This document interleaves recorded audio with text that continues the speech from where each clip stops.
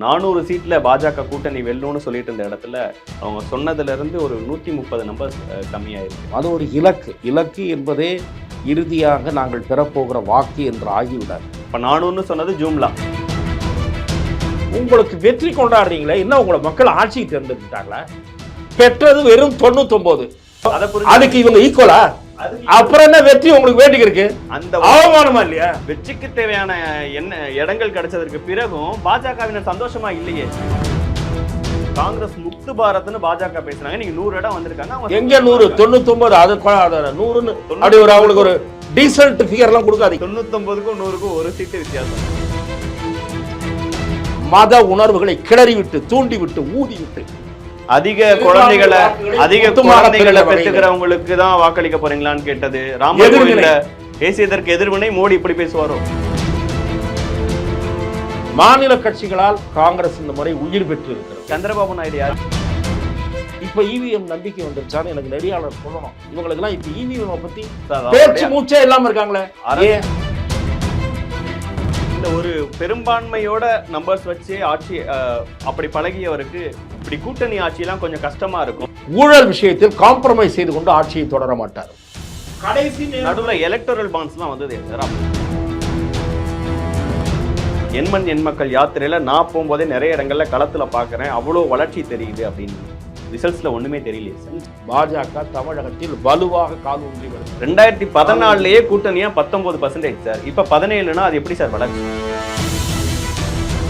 அப்படி பார்த்தா அதிமுக கொங்கு மண்டலத்துல கிழிச்சிட்ட கட்சி தானே. கிழிச்ச கட்சி ஏன் அவ்வளோ பின்னடைவுல போய் 17-16% வாங்கியிருக்காங்க கோயம்புத்தூர்ல. அதிமுகவே காணாம போவோம், 25% வாங்கியிருக்காங்க. அதிமுக அடைந்திருப்பது மோசமான தோல்வி. அண்ணாமலை அடைந்திருப்பது இல்ல சார், பாஜக தான் ஒண்ணுமே இல்லை. 3% 4% கட்சி தொடர்ந்து இல்ல சார். இது மோசமான தோல்வினா அது என்ன தோல்வின்னு சார்? பாஜக கூட்டணி 17 வாக்குகள் வாங்கி இருக்கிறது. பாஜக தனித்துனாலும் அதுல அவங்களுடைய எல்லாருடைய பங்களிப்பு இல்லை.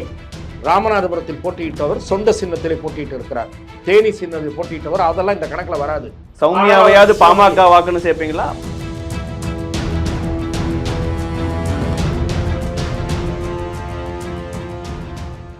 வணக்கம், இது தி டிபேட். நான் தினேஷ்.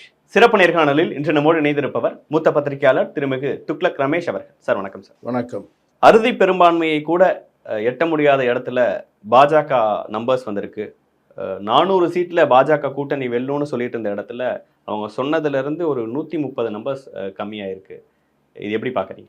பொதுவாக எந்த ஒரு கட்சியுமே, அது மாநில கட்சியாகட்டும் தேசிய கட்சியாகட்டும், அந்த கட்சி எத்தனை இடங்களில் போட்டியிடுகிறதோ அல்லது அந்த கூட்டணி எத்தனை இடங்களில் போட்டியிடுகிறதோ அத்தனை இடங்களிலும் வெற்றி பெறுவோம் என்று சொல்லுவது இயல்பான ஒன்று.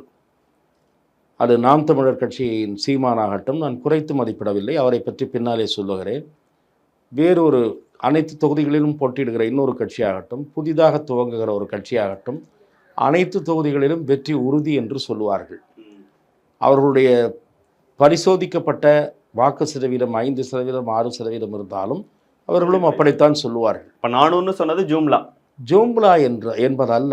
கட்சி தொண்டர்கள் வேகமாக வேலை பார்க்க வேண்டும், அந்த இலக்கை எட்ட வேண்டும். அது ஒரு இலக்கு என்பதே இறுதியாக நாங்கள் பெறப்போகிற வாக்கு என்று ஆகிவிடாது. ஆகவே நிச்சயமாக பாரதிய ஜனதா கட்சி தனித்து ஆட்சி அமைக்க முடியவில்லை என்பது சென்ற முறை அவர்களுக்கு கிடைத்த ஆதரவிலிருந்து ஒரு பகுதி குறைந்திருக்கிறது என்பதுதான். அதற்கான காரணியாக நான் பார்ப்பது 3 மாநிலங்கள் பாரதிய ஜனதா எதிர்பார்த்த ரிசல்ட் கிடைக்கவில்லை. புதிய தளங்களில் அவர்களுக்கு சில ஆதரவு கிட்டியிருக்கிறது. எதிர்பாராத இடங்களில் அல்லது புதிதாக கால் பதிக்கக்கூடிய வாய்ப்பு சில மாநிலங்களில் அவர்களுக்கு கிட்டியிருக்கிறது. ஆனால் ஏற்கனவே அவர்கள் வலிமை பெற்றிருந்த, கூடுதல் வலிமையை எதிர்பார்த்திருந்த 2 மாநிலங்களில் அவர்களை பாஜகவை அந்த பகுதி மக்கள் கைவிடவில்லை. அவங்க பண்ண அரசியலுக்கு மக்கள் கொடுத்திருக்க அடியா இந்த ரிசல்ட்ஸை பார்த்துக்கலாமா? நீங்க எதிர்பார்த்த இடங்கள்ல ரிசல்ட்ஸ் கிடைக்கலன்னு சொன்ன இடங்கள்ல நான் மக்கள் கொடுத்த அடி என்று பார்க்க தயாராக இல்லை. மக்கள் அவர்கள் எதிர்பார்த்த ஆதரவு அந்த பகுதியில் கிடைக்கவில்லை. குறிப்பாக அதற்கு வேறு காரணங்கள் இருக்கின்றன, அதை நான் சொல்லுகிறேன். உத்தரப்பிரதேசத்திலே பாரதிய ஜனதா கட்சி எதிர்பார்த்த இடங்களை விட 30-35 இடங்கள் குறைவாக கிடைத்திருக்கின்றன. அந்த இடங்களை அகிலேஷ் யாதவும் காங்கிரஸும் பெற்றிருக்கிறார்கள். இது மிக முக்கியமான சரிவு, பாஜகவுக்கு ஏற்பட்ட சரிவு. ராமர் கோயிலை பிரதானமாக பேசின அந்த இடத்துல தோல்வி, அதை சுத்தி இருக்கக்கூடிய 5 தொகுதிகளில் இந்த விமர்சனங்களை எல்லாம் நான் ஒதுக்கவில்லை. நான் அதற்கு இந்த ராமர் கோயில் விவகாரத்தையோ மற்ற விஷயங்களையோ தொடர்புபடுத்தி பார்க்க விரும்பவில்லை. நீங்கள் எப்படி ராமர் கோயில் விஷயத்தை பாரதிய ஜனதா தங்களுடைய சாதனையாக சொல்லியது என்று நீங்கள் சொல்லுகிறீர்களோ, அதை போல நான் வேறொரு காரணத்தை பார்க்கிறேன். அகிலேஷ் யாதவ் மேற்கொண்ட சாதியை திருப்புச்சீட்டாக பயன்படுத்திய பிரச்சாரம், ஓபிசிக்கான இடஒதுக்கீடு அதிகரிக்கப்படும் என்று மேற்கொண்ட பிரச்சாரம், அதே போல அவருடைய கட்சியைச் சேர்ந்த ஒரு முக்கியமான துருப்புச்சீட்டு நம்ம பார்க்கணுமா? நான் துருப்புச்சீட்டு என்றுதான் நான் சொல்லுவேன். உரிமைக்காக போராட உரிமை அல்ல. சுப்ரீம் கோர்ட் அனுமதிக்குமோ அனுமதிக்காதோ அதை பற்றியெல்லாம் துளி கூட கவலைப்படாமல், சுப்ரீம் கோர்ட் ஏற்கனவே ஓரிரு மாநிலங்களில் ஸ்ட்ரைக் டவுன் பண்ணப்பட்ட விஷயத்தை 50% மேல் இடஒதுக்கீட்டின் அளவு போகும் என்று பேசியது பொறுப்பற்றத்தனம் என்று நான் சொல்லுவேன். மதம் சார்ந்த நான் துருப்புச்சீட்டா இல்ல இந்து, அதுவும் நான் வருகிறேன். அதுவும் நான் வருகிறேன். அகிலேஷ் யாதவ் கட்சியினுடைய ஒரு முக்கிய பிரமுகர், நேற்றைய தினம் அவருடைய பெயரை குறிப்பிட்டேன், இப்போது சற்றென்று நினைவுக்கு வரவில்லை. அவர் வேட்பாளர் அல்ல, முக்கிய முன்னணி தலைவர். அவர் சொன்னார், என்ன சொன்னார்? ஓட் ஜிஹாத். இது எப்போதாவது கேள்விப்பட்டிருக்கிறோமா? ஆக மத உணர்வுகளை கிளறிவிட்டு, தூண்டிவிட்டு, ஊதிவிட்டு அதிக குழந்தைகளை பெற்றுக்கிறவங்களுக்கு தான் வாக்களிக்க போறீங்களான்னு கேட்டது. ராமர் கோயில்ல புல்டோசர் விட்டு ராமர் கோயில் அழிச்சு, இதையெல்லாம் எதிர்வினை. நாட்டை விட்டு முஸ்லிம்களை துரத்தி விடுவார்கள் என்று மலிவான பிரச்சாரத்தில் காங்கிரசும் அதோடு கைகோர்த்த கட்சிகளும் பேசியதற்கு ஆதாரம் இருக்கிறது. பேசியதற்கு எதிர்வினை மோடி இப்படி பேசுவாரோ? நான் சொல்லுவது, ஒரு வினை என்றால் அதற்கு எதிர்வினை இருக்கும். வினையை நீங்கள் நியாயப்படுத்தினால் எதிர்வினையை நான் நியாயம். அந்த முஸ்லீமுக்கும் சேர்த்து தானே சார் பிரைம் மினிஸ்டர் அவரு. அப்ப அவரு எதிர்வினை ஆற்றலாமா? இல்லை. அதுக்குதான் மக்கள் இந்த பிரதமர் குறைந்தபட்ச நேர்மையோடு சிறுபான்மையினருக்கு என்று இடஒதுக்கீட்டு நான் ஆதரிக்கவில்லை என்று சொன்னார். நீங்கள் ஓபிசி பிரிவினருக்கு அவர்களுக்கு இடஒதுக்கீடு இருக்கிறது. நீங்கள் ஓட்டு வங்கி அரசியலுக்காக நீங்கள் அதை அறிவித்தீர்கள். ஓட்டு வங்கி அரசியல், அதுதான் அந்த அறிவிப்புக்கு பின்னணி. ஆகவே இவையெல்லாம் தான் காரணம். சாதி உணர்வுகளை ஊதி பெரிதாக்கியது அகிலேஷ் யாதவ். அதற்கு சரியான சான்று, அந்த ஊதி பெரிதாக்கியது அறுவடை செய்தார் என்பதற்கு நான் கூறுகிற வாதத்திற்கு சான்று மாயாவதிக்கு ஏற்பட்ட வீழ்ச்சி. மாயாவதிக்கு ஒரு கணிசமான வாக்கு வங்கி உண்டு. அகிலேஷ் யாதவ் பெரிய மகத்தான செல்வாக்கு படைத்தவரெல்லாம் அல்ல. அங்கே இருங்க, அங்கே மாயாவதி யாருக்கு மறைமுகமாக ஆதரவளிக்கிறாங்கன்னு மக்கள் பாக்குறாங்க. கூட்டணி இப்படி அப்படி ஒரு பிரச்சாரம். மாயாவதி வெளிப்படையாக பாரதிய ஜனதாவோடு இணைந்திருக்க வேண்டும் என்பது என் பார்வை. அது வேற. அப்படி இணைந்திருந்தால் இந்த வெற்றி இந்த கூட்டணிக்கு கிடைத்திருக்குமா என்பதும் வேறு பார்வை. கடந்த காலங்களிலே வெவ்வேறு சமயங்களிலே கைகோர்த்த கட்சிகளுக்கு, வெவ்வேறு கட்சிகளுக்கு, தேசிய கட்சிகளோடு சில கசப்புணர்வுகள் தோன்றி இருக்கின்றன. ஆகவே இந்த நீண்ட ஒரு இஷ்யூ நம்ம வேண்டாம். ஆமா, மாயாவதிக்கு ஏற்பட்ட ஓட்டு சரிவு அகிலேஷ் யாதவுக்கு கை கொடுத்திருக்கிறது. இன்னொன்று அடிப்படையான விஷயம், மாநில கட்சிகளால் காங்கிரஸ் இந்த முறை உயிர் பெற்று இருக்கிறது. காங்கிரசுக்கு, பாஜகவுக்கு இந்த தடவை ஆட்சி அமைக்க அவங்களுடைய மாநில கட்சிகள் ஆதரவு கொடுக்க வேண்டிய நிலை ஏற்பட்டிருக்கிறது. ஆனால் மாநில கட்சிகள் பல இடங்களில் கூட்டணி வைத்தார்கள் அல்லவா? இருங்க, பாரதிய ஜனதா கூட்டணி வைத்தது அல்லவா? என்னுடைய பார்வை விமர்சனத்தை உள்வாங்கிக் கொண்டு உங்கள் கேள்வியை எழுப்புவதை நான் வரவேற்பேன். மாநில கட்சிகளால் பாரதிய ஜனதாவுக்கு எதிர்பார்த்த ஆதரவு கிடைக்கவில்லை. காங்கிரசுக்கு அது கிடைத்திருக்கிறது. அதுவும் இந்த நம்பர் வருவதற்கு காரணம். இது ஒரு பக்கம். மூன்றாவது பார்வை, இறுதியான பார்வை, என்னுடைய பார்வை, தேசிய முடிவுகளின் மீது என்னுடைய உறுதியான பார்வை. நான் இரண்டாவது கருத்திலே இன்னும் ஒரு கருத்து எஞ்சி இருக்கிறது. பாரதிய ஜனதா புதிய இடங்களில் கால் பதித்து இருப்பதை பற்றி ஊடகவியலாளர்கள், பாஜக எதிர்ப்பு ஊடகவியலாளர்கள், பாஜக எதிர்ப்பு விமர்சகர்கள் திரை போட்டு மறைக்கலாம் என்று நினைக்கிறார்கள். ஆனால் அது பத்திரிகைகளிலும் டிவியிலும் மக்கள் பார்த்து கொண்டிருக்கிறார்கள். உங்கள் இருட்டடிப்பை மீறி அதன் மீது வெளிச்சம் பாயும். என்ன? ஒடிசாவில் பெற்ற முக்கியத்துவம் வாய்ந்த வெற்றி, பாஜகவுக்கு கிடைத்திருக்கக்கூடிய மிக முக்கியத்துவம் வாய்ந்த வெற்றி. 20 ஆண்டு கால ஆட்சியை வீட்டுக்கு அனுப்பிவிட்டு பாஜக அங்கே கால் ஊன்றி இருக்கிறது. அங்கே ஆட்சி அமைக்க போகிறது. அந்த வெற்றியை இருட்டடிப்பு செய்கிற முயற்சி நேற்று முதல் நடைபெறுகிறது.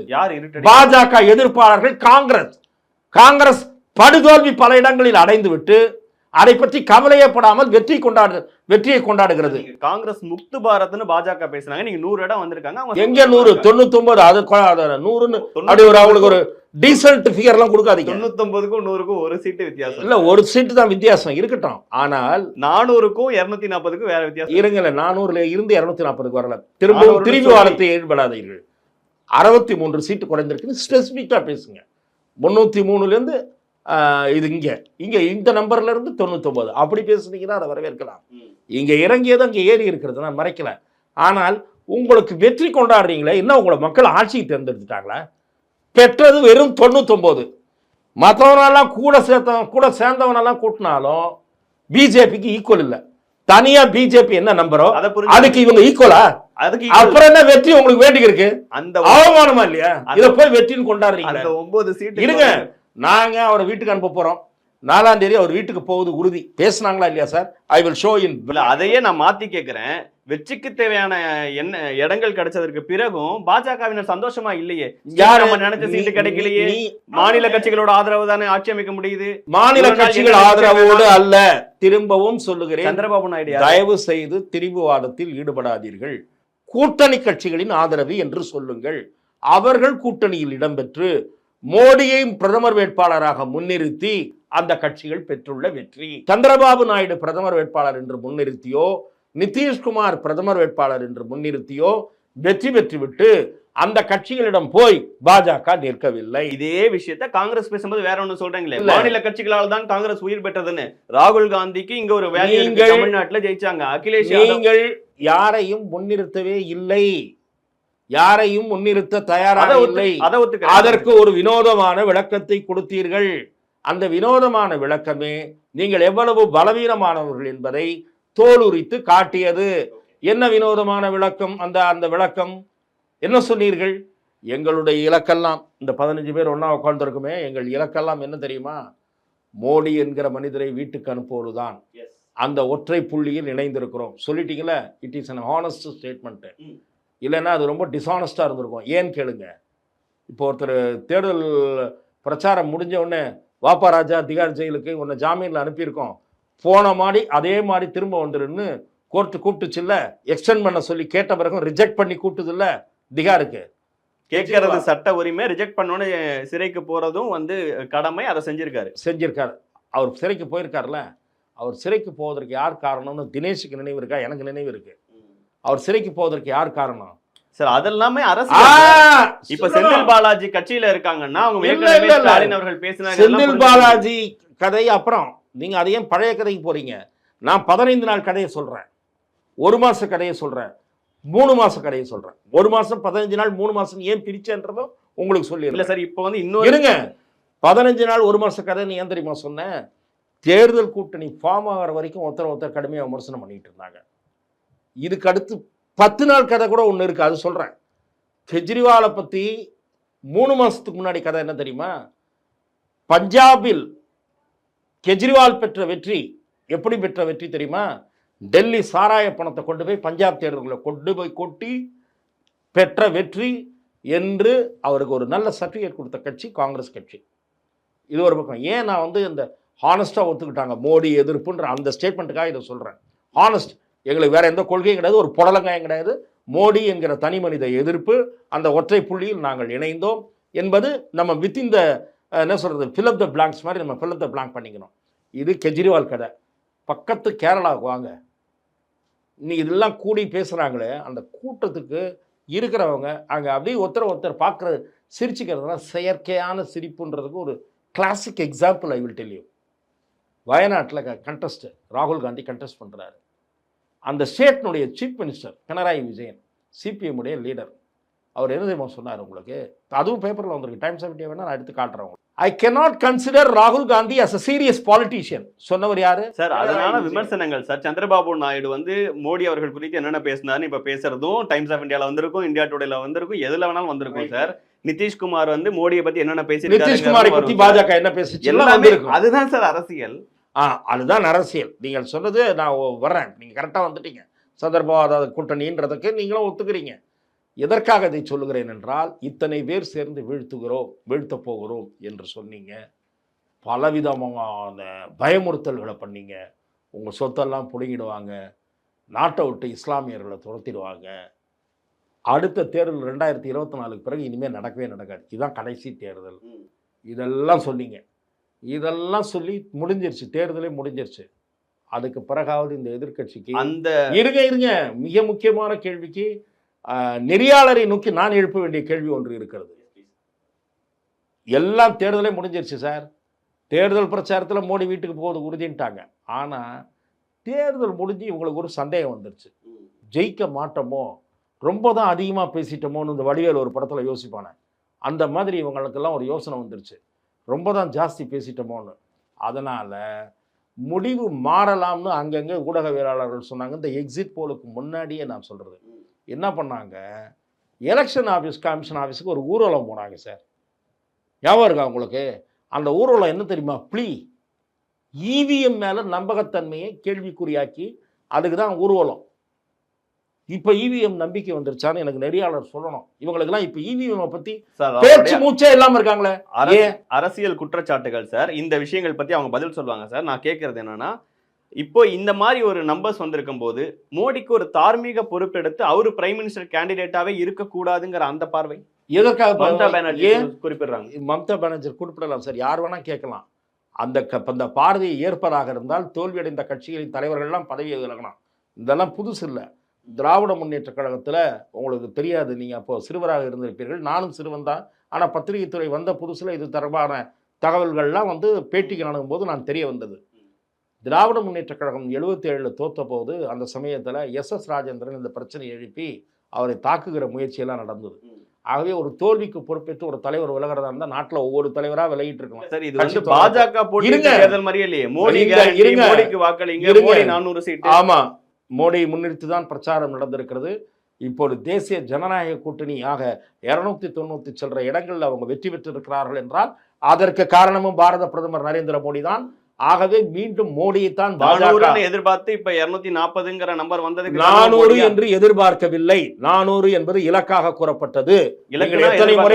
எத்தனை முறை திருப்புவாதம் செய்தாலும் அது இலக்கல்ல. அது எதிர்பார்க்கப்பட்டல்ல. அதை ஒரு நோக்கி நாம் பயணிக்க வேண்டும் என்று கூறப்பட்ட ஒரு நம்பர். அதை விடுங்க. மோடி தான் பிரதமராக இருப்பார் என்று பாஜக முடிவு செய்துவிட்டது. Mamata has no business to talk about it. Moral அத்தாரிட்டினா அவர் முறைய மாரல் அத்தாரிட்டி ஒன்றும் இல்லை. அவரை கட்சியில் சீரியஸாக அவங்க கணக்கில் எடுத்துக்கல. மாரல் அத்தாரிட்டியை பற்றி நம்முடைய மம்தா பானர்ஜி பேசக்கூடாது. அவருடைய மாநிலத்தில் நடந்த பெண்களுக்கு நடந்த கொடுமை, அதில் ஈடுபட்ட நபர் தலைமறைவாக இருந்து தேடப்பட்ட கூண்டாவாக இருந்து அவருக்கு உள்ளூர் போலீஸ் பாதுகாப்பு அளித்து அதற்கு மாறலாக பொறுப்பேற்று ராஜினாமா செய்யாத மம்தா பானர்ஜி இதை பற்றி பேசுவதற்கு தார்மீக உரிமையற்ற ஒரு பெரும்பான்மையோட நம்பர்ஸ் வச்சு ஆட்சி அப்படி பழகியவருக்கு இப்படி கூட்டணி ஆட்சியெல்லாம் கொஞ்சம் கஷ்டமா இருக்கும். நீங்கள் நிச்சயமாக கேட்கிற கேள்வி நானும் ஏற்கிறேன். நிச்சயமாக பாரத பிரதமர் நரேந்திர மோடி அவர்கள் சில போல்டான டிசிஷன்ஸை எடுக்கக்கூடிய, செயல்படுத்தி காட்டக்கூடியவர். அது கடந்த பதவிக்காலத்திலும் அவர் செய்து காட்டியிருக்கிறார். அப்படிப்பட்ட சில முடிவுகள் இது ஒரு பக்கம் எடுப்பது, அதில் இருக்கக்கூடிய சிக்கல்கள், பொருளாதார முடிவுகள் தொடங்கி பல அரசியல் முடிவுகள் வரை இப்போது இமீடியட்டாக பலரும் எழுப்புகிற ஊடகவியலாளர்கள் அல்லது பத்திரிகைகள் எழுப்புகிற ஒரு கேள்வி என்னவென்றால், பாரதிய ஜனதாவுக்கு பெண்டிங் அஜெண்டாவாக இருக்கக்கூடிய யூசிசி அதை செயல்படுத்த முடியுமா?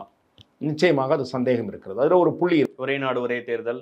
அதில் ஒரே நாடு ஒரே தேர்தல் என்பது இம்மீடியட்டாக வரக்கூடியதல்ல. அது இம்மீடியட்டாக வரக்கூடியதல்ல. அது பல்வேறு மாநிலங்களில் கருத்துக்கள் கேட்கப்பட்டு பல்வேறு மாநில சட்டசபைகளின் ஆதரவு கோரப்பட்டு தேசிய அளவில் அதற்காக பாராளுமன்றத்தில் சட்டம் நிறைவேற்றப்பட வேண்டிய அளவுக்கு பெரிய விஷயம். அது ஒரு கான்செப்ட். அந்த கான்செப்டை பல பேர் வரவேற்றிருக்கிறார்கள். அது ஒன்றும் பூ பண்ண வேண்டிய விஷயம் அல்ல. அது நாட்டில் பொலிட்டிக்கல் இந்த எலெக்ஷன்ஸ் நடத்துறதே இந்த நாட்டில் ஒரு பெரிய எக்ஸசைஸாக இருக்கிறது. அவ்வப்போது எங்கேயாவது தேர்தல் நடந்து கொண்டே இருக்கும். அது ஒரு பெரும் செலவினத்தை தோற்றுவிக்கிறது. ஆனால் அதில் நடைமுறையில் இருக்கக்கூடிய சிக்கல்கள் இதெல்லாம் விவாதிக்கப்பட்டு கொண்டே இருக்கின்றன. ஒரு மாநிலத்தில் எதேச்சியாக 2 வருடங்களில் 1.5 வருடத்திலே ஆட்சி கவிழ்ந்து விட்டால் அங்கே என்ன செய்வது? இது மாதிரியான பிரச்சனைகள். அது அஜெண்டா அல்ல. ஆனால் பொது சிவில் சட்டம் அவர்களுக்கு ஒரு அஜெண்டா. ராமர் கோயில், 370வது ஷரத்து நீக்கம், அந்த மாதிரி பொது சிவில் சட்டமும் ஒரு இது. அதை செயல்படுத்த முடியுதுல சிக்கல் இருக்கு. அந்த மாதிரி சில நெருக்கடிகளுக்கு உட்பட்டு ஒரு ஆட்சி நடைபெற வேண்டிய நிலைமை உருவாகலாம். ஆனால் ஐ கேன் அஷ்யூர் யூ, அதில் ஒரு விஷயத்தில் என்னால் உறுதியாக நம்ப முடிகிறது. UPA 1 and 2 போல குறிப்பாகவும் சிறப்பாகவும் சொல்ல வேண்டுமென்றால் டாக்டர் மன்மோகன் சிங் அவர்களைப் போல திரு நரேந்திர மோடி அவர்கள் ஊழல் விஷயத்தில் காம்ப்ரமைஸ் செய்து கொண்டு ஆட்சியை தொடர மாட்டார். அது நிச்சயமாக நான் நம்புகிறேன், நான் எதிர்பார்க்கிறேன். என்னை போல பலர் அதை உறுதியாக நம்புகிறார்கள். மோடி UCCயை நிறைவேற்ற முடியாமல் போகலாம், ஆனால் மன்மோகன் சிங் ஆட்சியில் கடைசி நேரம் வரை எலக்டரல் பாண்ட்ஸ்லாம் வந்ததே சார். அப்ப அவர்லாம் அதை பத்தி பேசுறது கூட எலக்டரல் பாண்ட்ஸ் நான் சொல்லுகிறேன், எலக்டரல் பாண்ட்ஸ் விஷயத்துல காம்ப்ரமைஸே பண்ண மாட்டார்னா எலக்டரல் பாண்ட்ஸை நீங்க ஊழல் குற்றச்சாட்டு சொல்லுவீர்களா என்றால் காங்கிரசிடம் இருக்கிற பஞ்சம், குற்றச்சாட்டு பஞ்சம் உங்களிடத்திலும் இருக்கிறது என்று நான் புரிந்து கொள்கிறேன். காங்கிரஸ்ல நான் என்ன சொல்றேன் சார், பார்லிமெண்ட்ல வலிமையான மெம்பர்ஸ் எல்லாம் இருக்காங்கல்ல, பல திறமையான நாடாளுமன்ற உறுப்பினர்கள் எதிர்க்கட்சி வரிசையில் இருக்கிறார்கள். நான் அவர்களை மதிக்கக்கூடியவன். வலிமையான கருத்துக்களை எடுத்து வைக்கக்கூடியவர்கள் இருந்தார்கள், இப்போதும் தேர்ந்தெடுக்கப்பட்டிருக்கிறார்கள். அவர்களில் ஒருவரிடம் கூடவா ஒரு மத்திய அமைச்சருக்கு எதிரான அவருடைய துறையில் நடைபெறும். ராகுல் காந்தி அதானி குறித்து எல்லாம் பார்லிமெண்ட்ல தான் சார் பேசுறாங்க. என்னங்க நீங்க பேசுறீங்க? திரும்ப அதானி குறித்து அவர்கள் தீர்மானமாக மறுத்தார்கள். சுப்ரீம் கோர்ட்டுக்கு போனீங்க, ரஃபேல் போனீங்க. ரெண்டே விஷயம் தான். நேற்று ரிசல்ட்ஸ் வரும்போது அதானியோட பங்குகள் எவ்வளவு வீழ்ந்ததுங்கிறத நம்ம ராகுல் காந்தி பிரஸ் மீட்லயே குறிப்பிடுறாரு. ஒவ்வொன்றா நான் போல நீங்க அதுக்கான விளக்கங்களை அடுத்த நம்ம பெட்டிகளையும் பேசலாம். இன்னைக்கு உங்களுக்கு ரொம்ப பிஸியா இருக்கீங்க நீங்க. நான் சொல்லுகிறேன், நீங்கள் சந்திரபாபு கூட நிதிஷ் கூட பேசிக்கிட்டே இருக்காங்க, இந்தியா கூட்டணியில பேசிக்கிட்டே இருக்காங்க. தேசிய ஜனநாயக கூட்டணியில் நாங்கள் உறுதியாக நீடிப்போம் என்று சற்று முன் ஒரு 10-15 நிமிடங்களுக்கு முன் திரு சந்திரபாபு நாயுடு அளித்த பேட்டி ஊடகத்தில் வெளிவந்ததை நான் இப்பொழுதுதான் பார்த்தேன் சமூக வலைத்தளத்தில். ஆகவே நிதிஷும் தேஜஸ்வியும் ஒரே ஃப்ளைட்ல போறாங்க. ஆகவே போகட்டும். என்னை பொறுத்தவரை சமரசங்கள் செய்து கொண்டு பேசிக் இஷ்யூஸில், அதாவது கிளீன் கவர்னன்ஸ், நான் கரப்ட் கவர்மெண்ட், இதிலெல்லாம் சமரசம் செய்து கொண்டு, வெளிப்படையான நிர்வாகம், இதிலெல்லாம் சமரசம் செய்து கொண்டு ஆட்சியில் நீடிக்க மோடி விரும்ப மாட்டார். ஆகவே நெருக்கடிகளுக்கு பணிந்து ஆட்சி நடத்த மாட்டார். ஆனால் அமிக்கபிளாக ஒரு கான்ஃபரன்டேஷன் இல்லாமல் இணைந்து செயல்பட வேண்டிய அவசியத்தை உணர்ந்து அந்த முறையில் ஆட்சியை கொண்டு செல்ல அவர் முற்படுவார் என்றுதான் பார்க்கிறேன். ஆனால் நீங்களோ அல்லது வேறு சிலரோ எதிர்பார்ப்பது போல தலைமை மாற்றமெல்லாம் நடக்காது. மோடியை முன்னிறுத்தி தான் தேர்தலை சந்தித்திருக்கிறார்கள். மோடி தொடருவார் என்பதுதான் அந்த கட்சி உறுதியிட்டு சொல்லுகிற கருத்து. தமிழ்நாட்டை பொறுத்த வரைக்கும் பாஜக சிறப்பா வளர்ந்துருக்கு. எண்மண் எண்மக்கள் யாத்திரையில நான் போகும்போதே நிறைய இடங்கள்ல களத்துல பாக்குறேன், அவ்வளோ வளர்ச்சி தெரியுது அப்படின்னு. ரிசல்ட்ஸ்ல ஒண்ணுமே தெரியலையே. நிச்சயமாக 15% வாக்குகளை பாஜக தனிப்பட்ட முறையில் வாங்கும் என்பது என்னுடைய எதிர்பார்ப்பாக இருந்தது. அந்த எதிர்பார்ப்பு நிறைவேறவில்லை என்பதை நான் மறைத்துக் கொள்ள விரும்பவில்லை. ஆனால் பாஜக கூட்டணி 17 வாக்குகள் வாங்கியிருக்கிறது. பாஜக மட்டும் தனித்து 10% வாக்குகளை 10.5% வாக்குகளை வாங்கியிருக்கு. தனித்துனாலும் அதுல அவங்களோட எல்லாருடைய பங்களிப்பு இல்லை. ராமநாதபுரத்தில் போட்டியிட்டவர் சொந்த சின்னத்திலே போட்டியிட்டு இருக்கிறார். தேனி சின்னத்தில் போட்டியிட்டவர். அதெல்லாம் இந்த கணக்கில் வராது. நீங்கள் தேவநாதன் யாதவ் வேணா தாமரையில கணக்கில் கொண்டு வரலாம். சௌமியாவையாவது பாமக வாக்குன்னு சேர்ப்பீங்களா? சௌமியாவுடைய பங்களிப்பு எல்லாம் கோயம்புத்தூர். நான் சொல்றது நீங்க தான், அதுதான் 17 வருது சார். நான் சொல்றது 10. வெறும் தாமரைக்கு மட்டும் கிடைத்த வாக்கு 10. தனித்து போட்டி இல்ல சார், கூட்டணியில எலெக்ஷன் கமிஷனுடைய போர்ட்டல்ல வந்திருக்கு. தயவு போய் நான் பார்த்துட்டேன். அந்த நம்பர் 10ன்னு ஷார்ப்பா இல்ல, அதோட புள்ளி நம்பர்ஸ்லாம் இருக்கு. அது எல்லாத்தையும் பார்த்துட்டேன். நான் சொல்லிக்கிறேன். ஆகவே ஒரு 5% வாக்குகள் எதிர்பார்ப்பில் குறைந்திருக்கிறது. ஆனால் இப்போதும் சொல்லுகிறேன், பாஜகவுக்கு கிடைத்திருப்பது வளர்ச்சியின் அடையாளம். பாஜக இந்த முடிவை பெற்றிருப்பது பாஜக தமிழகத்தில் வலுவாக கால் ஊன்றி வருகிறது. 2014 கூட்டணியா 19% சார். இப்ப 17னா அது எப்படி சார் வளர்ச்சி? நான் தினேஷ் அவர்களை ஒரு விவரமான பத்திரிகையாளர் என்று இப்போதும் கூட மதிப்பிட்டுக் கொண்டிருக்கிறேன். மரியாதைக்குரிய மறைந்த விஜயகாந்த் அவர்கள் ஆக்ரோஷமான பிரச்சாரகராக இருந்தபோது கிடைத்த வெற்றி அது. வைகோ ஆக்ரோஷமான பிரச்சாரகராக இருந்தபோது கிடைத்த வெற்றி அது. அதையும் இதையும் போட்டு குழப்பிக் கொண்டிருந்தீர்கள் என்றால் ஐ கான்ட் ஹெல்ப் யூ. இது ஒரு பக்கம். 10% பெற்றிருப்பது என்பது குறைவு. ஆனால் பாஜக அலட்சியப்படுத்த முடியாத சக்தியாக தமிழகத்தில் பாஜக. அதுதான் எந்த அடிப்படையில் சொல்லுகிறேன். 12 தொகுதிகளில் அதிமுகவை 3ஆம் இடத்திற்கு பாஜக தள்ளி இருக்கிறது. தேசிய ஜனநாயக கொஞ்சம் எலாபரேட்டா பேசினா இன்னும் மக்களுக்கு புரியும். அண்ணாமலை அவர்கள் ஒரு ஃபேஸ், எல்முருகன் அவர்கள் ஒரு ஃபேஸ், நைனா நாகேந்திரன், பொன் ராதாகிருஷ்ணன் ஒரு ஃபேஸ், தமிழிசை ஒரு ஃபேஸ். இப்படி எல்லாம் மாத்தாதீங்க. நீங்க பிஜேபின்னு ஒரு கட்சியே கிடையாதுன்றீங்க, அப்புறம் என்ன பேசுன்றீங்க, புது வியாக்கியானம் கொடுத்துட்டு இருக்கீங்க. அப்படி பார்த்தா அதிமுக கொங்கு மண்டலத்துல கிழிச்சிட்ட கட்சி தானே. கிழிச்ச கட்சி ஏன் அவ்வளோ பின்னடைவுல போய் 17-16% வாங்கியிருக்காங்க கோயம்புத்தூர்ல. ஓவரால் பர்சன்டேஜ் எவ்வளவு? நான் என்ன அதிமுகவே காணாம போகும், நீங்க 25% வாங்கியிருக்காங்க. எங்க தனி அதிமுக எவ்வளோ? தனியானா புரியல சார். தனி அதிமுக போட்டியிட்ட தொகுதிகள் பாஜகவுக்கு 10, அதிமுகவுக்கு 20. Sir, kindly don't mislead the people. I pleat with you.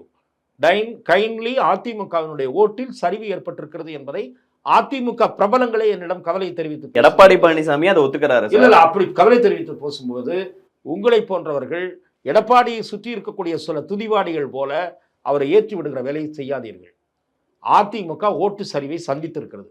காணாம போகும்னு சொன்னாங்க, இப்ப சரிவா இருக்கு. காணாமல் போகும் என்று யாரும் அண்ணாமலை அவர்கள் நாங்கள் அந்த இடத்திற்கு வருவோம் என்று சொன்னார். ஒரு செல்வது எதிர்பார்ப்பு. சார், நீங்க எதிர்பார்ப்பே அந்த கட்சிக்கு இருக்கக்கூடாதுன்றீங்க. எதிர்பார்ப்பு மாதிரி பேசலையே, சவால் விடுறாரு. 25% எழுதி வச்சுக்கோங்க, 5 இடங்கள்ல வச்சு எழுதி வச்சுக்கோங்க, கவுண்டிங்கே என்றதுக்கு முன்னாடி எழுதி வச்சுக்கோங்க. தேர்தல் முடிவுகள்லாம் ஒரு தேர்தல் மட்டும்தான் பாப்பீங்களோ? நிறைய தேர்தல் இவர் தலைமையானதுக்கு அப்புறம் ஒரு தேர்தல் தானே வந்திருக்கு. நான் கேட்கறது அதுதானே பார்க்கணும். பல கட்சிகளுடைய நிறைய தேர்தலில் அவர்கள் சந்தித்த வீழ்ச்சி, அதன் பிறகு அவர்களுடைய எழுச்சியெல்லாம் பார்க்கவே மாட்டீங்களோ? 91 திமுக எத்தனை சீட்டு ஜெயிச்சது? அதற்கு முன்னாடி எம்ஜிஆர் இருந்தப்போ படுதோல்வி சந்திச்சிருக்காங்க, அது தெரியுமா? எம்ஜிஆர் இருந்தப்போ நாடாளுமன்றத்துக்கு 2 இடங்கள்ல வெற்றி பெற்றாரு. செல்வி ஜெயலலிதா அவர்களே சட்டமன்ற தேர்தலில் தோற்று இருக்கிறார். பீனிக்ஸ் பறவை போல மீண்டும் எழுந்து காட்டியிருக்கிறார். ஆகவே இதெல்லாம் நீங்க வச்சு மதிப்பிடாதீங்க. ஏதோ இன்னமும் சாஸ்வதமான வெற்றியை திமுக கூட்டணியும் காங்கிரசும் பெற்று விட்டா மாதிரி நினைக்காதீங்க. இளைஞர்கள் அண்ணாமலை பின்னால் திரள்றதா நான் கண்ணால பார்த்தேன். நிச்சயமாக இப்போதும் அந்த கருத்தில் உறுதியாக இருக்கிறேன். அதைத்தான் நான் திரும்பவும் வலியுறுத்தி கொண்டிருக்கிறேன். தமிழகத்தில் பாஜக அலட்சியப்படுத்த முடியாத சக்தி என்பதில் என் கருத்தில் மாற்றம் இல்லை. அதிமுக என்ன சார் நடக்கும்? தொடர்ந்து இருதுருவ அரசியலுக்கு முற்றுப்புள்ளி வைக்கக்கூடிய திசையில் பாஜக பயணிக்க போகிறதா, அந்த திசையில் செல்வதற்கு அண்ணாமலையை அனுமதிக்க போகிறதா பாஜக மேலிடம், அல்லது மாற்று சிந்தனையோடு வேறு மாதிரியான முடிவெடுக்க போகிறதா என்பதைத்தான் நாம் பொறுத்திருந்து பார்க்க வேண்டுமே தவிர, பாஜக நீங்கள் ஒருவேளை உங்களை போன்றவர்கள் இங்கே அலட்சியப்படுத்தக்கூடிய நிலையில்தான் இருக்கிறது என்று கருதுவீர்களானால் நீங்கள் அவ்வாறு கருதி மகிழ்ச்சி அடைவதற்கு முழு உரிமை படைத்தவர்கள். அதிமுக அடுத்து என்ன சார் நடக்கும்? ஏன்னா நீங்க சொல்லியிருந்தீங்க ரிசல்ட்ஸ்க்கு பிறகு பெரிய பிரளயம் அடிக்கலாம் அப்படின்லாம் நான் சொல்லவே இல்லை. தயவு செய்து 25% கீழே வந்ததுன்னா நான் சொல்வது மறுக்க முடியாது. நம்ம இன்டர்வியூலயே சொல்லியிருக்கேன், சொல்லி இருக்கிறேன். நான் சொன்னது என்னென்ன, பிரளயம் வெடிக்கும் என்ற வார்த்தை உங்களுடைய வார்த்தை. கலக குரல்களா? கலக குரல்களோ அதிருப்தி குரல்களோ வெளிப்படும் என்று நான் சொல்லியிருந்தது உண்மை. பலரிடையே அதிருப்தி இருப்பதும் உண்மை. ஒவ்வொருவரும் சந்தர்ப்பவாதத்திற்காக அதை பேசாமல் வெளிப்படுத்தாமல் இருக்க போகிறார்களா என்பதும் எனக்கு தெரியவில்லை என்று உங்களுடைய யூடியூபில் சொல்லாவிட்டால் இன்னொரு யூடியூபில் சொல்லியிருப்பேன். இதுவும் என்னிடம் ஆதாரபூர்வமாக என் கைவசம் இருக்கிறது. தேர்தலுக்கு பிறகாவது ஒருவருக்கொருவர் முணுமுணுத்துக் கொள்வதையும் தங்களுக்குள் அதிருப்தியை பரிமாறிக்கொள்வதையும் தவிர்த்து பொதுவெளியில் தங்கள் கருத்தை துணிந்து கட்சி அரங்கில் பேசுவார்களா என்றும் சேர்த்தே பேசியிருக்கிறேன். இப்போதும் அதையே நான் அவர்களிடம் கேட்டுக்கொள்கிறேன். அதிமுக அடைந்திருப்பது மோசமான தோல்வி. மறைந்த புரட்சித் தலைவர் எம்ஜிஆர் அல்லது அம்மா செல்வி ஜெயலலிதா இவர்கள் காலத்தில் சந்திக்காத படுதோல்வி. அண்ணாமலை அடைந்திருப்பது சார், பாஜக தான் ஒண்ணுமே இல்லை, 3% 4% கட்சின்னு தொடர்ந்து இல்ல சார். இது மோசமான தோல்வினா அது என்ன தோல்வின்னு இல்ல. அவர்கள் என்ன, நீங்க ஏற்கனவே இருந்த சீட் ஏதாவது போச்சா உங்களுக்கு? ஏற்கனவே 8 இடத்துல ஜெயிச்சிருந்தது, இப்போ ஒரே ஒரு இடத்துல ஜெயிச்சாங்க. இல்ல சார், அவருடைய தலைமைத்துவம் ஆளுமையை நம்ம இந்த எலெக்ஷன் ரிசல்ட்ஸ் தான் தெரிஞ்சுக்க முடியும். 10% வாங்கி இருக்கிறார்கள். 3.5 4.5 நோட்டாவுடன் போட வேண்டிய கட்சி என்று உங்களை போன்றவர்கள் விரும்பி பரிகாசித்த கட்சி இன்றைக்கு 10% வாங்கி இருக்கிறது. ஆகவே நீங்கள் அது வளர்ச்சி இல்லை என்று எத்தனை முறை வேண்டுமானாலும் சொல்லிக் கொள்ளுங்கள். அண்ணாமலை ஆளுமை இல்லை என்றே சொல்லிக் கொள்ளுங்கள்.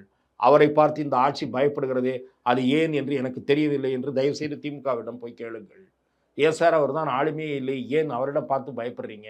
ஏன் சார் அவர் தான் ஆளுமையே இல்லையே, அவர் சொல்ற ஒரு குற்றச்சாட்டு கூட அவர் மேல கேஸ் போட மாட்டேன்றீங்களே, ஏன் சார் போட மாட்டேன்றீங்க? அவரை பத்தி பதில் கூட சொல்ல மாட்டாரு சார் சிஎம். சாயந்தரம் வாங்க, அது வரைக்கும் 5 மணி வரைக்கும் வாங்க, என் குற்றச்சாட்டை நான் வாபஸ் வாங்க மாட்டேன், பார்ட்டி ஆஃபீஸில் தான் உட்காந்துருப்பேன், முடிஞ்சா என்ன அரெஸ்ட் பண்ணுங்கன்னு சொன்னாரு. ஏன் சார் பண்ண மாட்டேன்றீங்க? அவர் ஒன்றும் கிடையாது சார், நோட்டா கீழே இருக்கிறவர் சார், நான்லாம் அடிச்சு சொல்றேன் சார்னு போய் சொல்லுங்க திமுகவுக்கு. அதிமுக பாஜக எல்லாம் சேர்ந்து ஒரே அணியா இருந்தா ரிசல்ட்ஸ் வேற மாதிரி இருந்திருக்கும். நிச்சயமாக வேறு மாதிரியாக இருந்திருக்கும். அதற்கு முன் நீங்கள் கேட்ட கேள்வியை முழுமையாக நான் பதிலளிக்க வேண்டும் என்று நினைக்கிறேன். அதிமுக அடைந்திருக்கிற இந்த மோசமான தோல்வியிலிருந்து மீண்டு கட்சியை சரியான பாதையில் எப்படி கொண்டு செல்வது என்று பார்க்க வேண்டும். அதிமுகவில் திரு எடப்பாடி பழனிசாமியை சுற்றி இருப்பவர்கள் கடைசி நேரம் வரை அவரை மிஸ்லீட் செய்து கொண்டிருந்தார்கள் என்பது எனக்கு உள்வட்டங்களிலிருந்து கிடைத்த நம்பத்தகுந்த தகவல். 15 முதல் 20 தொகுதிகள் வரை வெற்றி பெறுவோம் என்று திரு எடப்பாடி பழனிசாமியிடம் 1-2 முன்னாள் அமைச்சர்கள் உட்பட இன்றைய சட்டமன்ற உறுப்பினர்கள் சொல்லியிருந்தார்கள். திரு எடப்பாடி பழனிசாமி அவர்கள் தனிப்பட்ட முறையில் அவர் சிலருடன் உரையாடும் போது 10 அல்லது 12 தொகுதிகள் நிச்சயம் வரும் என்று தான் எதிர்பார்ப்பதாக கூறியிருந்தார். இப்படியெல்லாம் இருந்த நிலையில் எதுவுமே கிடைக்காமல் 12 தொகுதியிலும் 13 தொகுதியில் 12 தொகுதியில் 3வது இடம், ஒரு தொகுதியில் 4வது இடம், கன்னியாகுமரி 7 தொகுதியில் டெபாசிட்டே இழந்திருக்காங்க. இப்படிப்பட்ட நிலை ஏன் ஏற்பட்டது என்று சிந்திக்க வேண்டும். ஆகவே தான் இப்போது இருக்கக்கூடிய அதிமுக தலைமை அம்மாவோ எம்ஜிஆரோ அல்ல ரீஜனவேட் ஆகி வர்றதுக்கு. ஆகவே எல்லோரும் சேர்த்து தான் இந்த கட்சியை வலிமைப்படுத்த வேண்டும் என்ற சிந்தனை வர வேண்டும். அந்த சிந்தனை அதிமுகக்குள்ளுக்குள் இருக்கும் சிலருக்கு இருக்கிறது. அவர்களை பேச சுதந்திரமாக கருத்துக்களை கேட்க பேசுவதற்கு அனுமதித்தால்தான் அது வெளிப்படும். ஜூன் 4க்கு பிறகு அம்மா அவர்களே பொதுக்குழுவில் பெட்டி வைத்திருக்கிறார். பெட்டி வைத்து பேச முடியாதவர்கள், ஏன் பேச முடியாதவர்கள் அதில் போடுங்கள் என்று சொன்னார் என்றால், ஒரு மாவட்ட செயலாளருக்கு எதிராக யாராவது ஒரு கருத்து சொல்ல வேண்டும் என்று நினைத்தார் வையுங்கள், அவரை அந்த மாவட்ட செயலாளர் நாளை பின்னைக்கு பழி வாங்கக்கூடாது என்று பொட்டியில் வைத்து கருத்தை போட சொன்னார். அதே போல நீங்கள் பெரிய அமர்வை கூட்டி கருத்தை கேளுங்கள், திறந்த மனதுடன் விவாதத்திற்கு தயாராக இருங்கள், அலட்சியப்படுத்தாதீர்கள். நான் தான் முடிவு, நான் எடுப்பது தான் முடிவு, நான் வைத்தது தான் சட்டம் என்று இருக்காதீர்கள். இது தனிநபர் கட்சி அல்ல, அந்த சின்னம் தான் அந்த கட்சியை காப்பாற்றி கொண்டிருக்கிறது. ஆகவே கட்சியிலிருந்து பிரிந்தவர்கள், சென்றவர்கள், விலக்கப்பட்டவர்கள், ஒதுக்கப்பட்டவர்கள் அத்தனை பேரையும் ஒன்று சேர்க்க வேண்டிய நேரமும் தவிர்க்க முடியாத சூழலும் உருவாகி இருப்பதாக நான் பார்க்கிறேன். திருமதி சசிகலா, திரு டிடிவி தினகரன், திரு ஓபிஎஸ் உட்பட யார் எந்த பொசிஷன்ல ஜூன் 4க்கு பிறகு அதிமுகவே டிடிவி கையில வரலாம்னு சொன்னாங்க. ஆனா அவரே இவ்வளவு வாக்கு வித்தியாசத்துல தோல்வி. பன்னீர்செல்வம் நிச்சயமாக நான் அதை எதிர்பார்க்கவில்லை. திரு டிடிவி தினகரன் கடும் போட்டி ஏற்படுத்துவார் என்று நான் எதிர்பார்த்தேன். எங்களுடைய சர்வேவும் அதைத்தான் கூறியது. ஆனால் வெற்றி எந்த பக்கம் வேண்டுமானாலும் போகலாம் என்று 4 தொகுதியை வைத்திருந்ததில் அது இருந்ததே தவிர டிடிவி வெற்றி பெறுவார் என்று நாங்கள் கூறவில்லை. ஆனால் வாக்கு வித்தியாசம் நிச்சயமாக வியப்பை அளித்தது. ஆனால் அதிமுகவை சேர்ந்த நண்பர்கள், தென்மண்டலத்தை சேர்ந்தவர்கள் என்ன சொன்னார்கள் என்றால், ஓபிஎஸும் சரி டிடிவியும் சரி காணாமல் போய்விடுவார்கள்னா 3வது 4வது இடத்துக்கு போவாங்க, 3வது கூட இருக்க மாட்டாங்க, எங்கேயோ போயிடுவாங்கன்னு சொன்னாங்க. யதார்த்த நிலையை புரிந்து கொள்ளாமல் பேசினார்கள். நிச்சயமாக ஒன்று வெற்றி பெறுவார்கள் இல்லது 2வது இடத்திற்கு வருவார்கள் என்று சில கருத்து கணிப்புகள் தெரிவித்து வந்த நிலையில் அவர்கள் அண்டர் எஸ்டிமேட் செய்தார்கள். இவர்களெல்லாம் மண்ணோடு மண்ணாகி போவார்கள் என்று சாபம் விடாத குறையாக எல்லாம் பேசினார்கள். ஆகவே அத்தகைய ஆணவ சிந்தனையை அகற்றிவிட்டு அதிமுக தன்னை சுயபரிசோதனை செய்து கொள்ள வேண்டும் என்று நான் எல்லாம் ஒரே கூட்டணியா இருந்தா எவ்வளவு இடம் ஜெயிச்சிருப்பாங்கன்னு நினைக்கிறீங்க? பாஜக, அதிமுக, பாமக, தேமுதிக, தமாக, புதிய தமிழகம் ஆகிய அனைத்து கட்சிகளும் ஒன்றாக இருந்திருந்தால் 25 தொகுதிகளுக்கு குறையாமல் வென்றிருக்கும் என்பது இப்போது நான் கூறுவதல்ல. தேர்தல் கூட்டணி பேச்சுவார்த்தைகள் துவங்குகிற காலகட்டத்திலேயே, அதாவது பாஜகவோட உறவை முறிவு அதிமுக அறிவித்த பிறகும், ஆனால் பாஜக கடைசி நேரத்தில் முயற்சி எடுத்தது என்று நான் உங்களிடமே தெரிவித்தேன். அந்த முயற்சி அவ்வாறு எடுத்தது சரியா அல்லவா என்பதில் எனக்கு மாறுபட்ட கருத்து உண்டு. அப்போதாவது திரு எடப்பாடி பழனிசாமி ஏற்றுக்கொண்டிருக்கலாம் என்ற கருத்து அதிமுகவுக்குள் சிலருக்கு இருக்கிறது. திமுக 40 இடத்துலையும் ஜெயிச்சிருக்கு. இது ஸ்டாலின் அவர்களின் ஆளுமைக்கு கிடைத்த வெற்றியா இல்ல மோடி எதிர்ப்பால் தமிழ்நாட்டில் திமுக இந்த நம்பர்ஸ் வாங்கியிருக்கா? நான் திரு மு க ஸ்டாலின் அவர்கள் வலிமையான பிரச்சாரத்தை முன்னெடுத்தார் என்பதை மறுக்கவில்லை. ஆனால் என்னை பொறுத்தவரை நான் நேற்று தொலைக்காட்சியிலேயும் தெரிவித்தேன், அதே கருத்தில் அதற்கு முன்பும் நான் தெரிவித்துக் கொண்டிருக்கிறேன். நான் 35 தொகுதிகளில் திமுக வெற்றி பெறும் என்று உங்களுக்கு அளித்த நேர்காணலிலேயே கூறியிருக்கிறேன். என்னை பொறுத்தவரை இந்த வெற்றி என்பது வேறு எந்த காரணமும் கிடையாது, கூட்டணி வலிமைதான் காரணம் என்று நான் பார்க்கிறேன். 1+1=3 அவ்வளவுதான். மோடிக்கு பிரதமர் மோடி அவர்களுக்கு எதிரான வலிமையான பிரச்சாரத்தை முன்னெடுத்தார், நான் அதை மறுக்கவில்லை. திராவிட முன்னேற்ற கழக ஆட்சி மீது இருக்கக்கூடிய அதிருப்திக்கு இருக்கக்கூடிய காரணங்கள் பல, அது மக்களிடம் பிரிவையிலாகி கொண்டிருக்கிறது. அதை அறுவடை செய்ய எதிர்க்கட்சிகள் தவறிவிட்டன. ஆகவே திமுக வெற்றி பெற்றது என்றுதான் நான் பார்க்கிறேன். ஓகே சார், அடுத்தடுத்த நாட்களில் இன்னும் சிறப்பாக இது குறித்து பெரும் விவாதங்கள் நடத்துவோம் சார். இவ்வளோ நேரம் உங்கள் நேரத்தையும் கருத்துக்களையும் பகிர்ந்து கொண்டமைக்கு மிக்க நன்றி சார். வாய்ப்புக்கு நன்றி.